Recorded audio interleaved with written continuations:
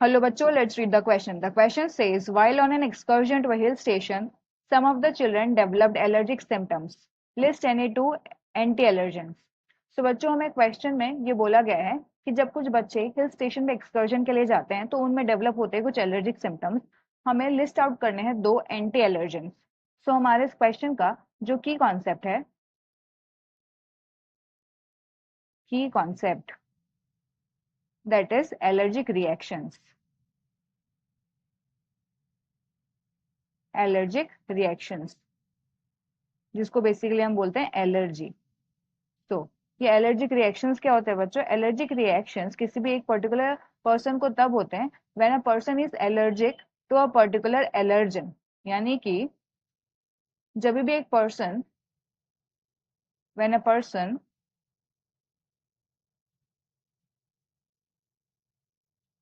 comes in contact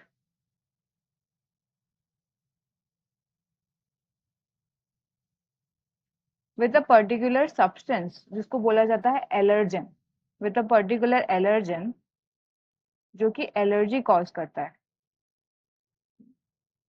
with a particular allergen, तो जो body है वो कुछ इम्यून रिस्पॉन्सेस जनरेट करने लगती है. तो such condition is known as allergic reactions. Basically होता कैसे है ये?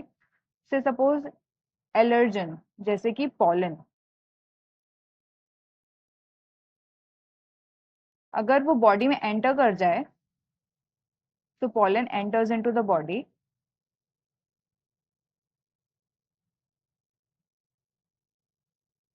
एंड वो एंटीबॉडी के रेस्पॉन्स को ट्रिगर करे. So antibody response is triggered and antibody के रेस्पॉन्स जैसे ही ट्रिगर होता है तो जो एंटीबॉडीज होते हैं बच्चों वो जाके खुद को अटैच कर लेते हैं मास्ट सेल्स से. So antibody attaches to mast cells. Basically ये इम्यून सेल्स होते हैं जो कि रिलीज करते हैं histamines,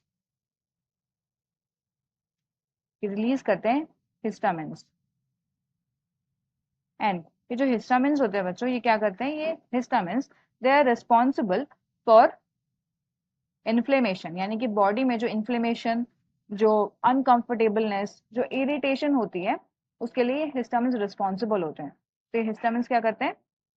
they results in inflammation in the body and जिसकी वजह से एलर्जिक सिम्टम्स शो होने लगते हैं जैसे कि watery eyes, running nose, or maybe inflammation in the skin. So these are some allergic symptoms.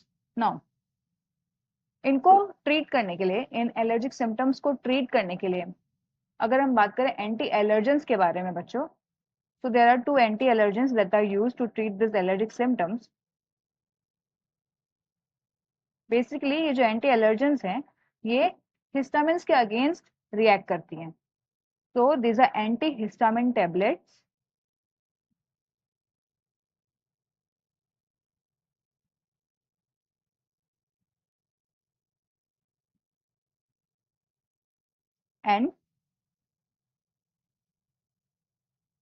and apart from antihistamine tablets other anti allergens जैसे कि इंट्रानेजल स्प्रेज.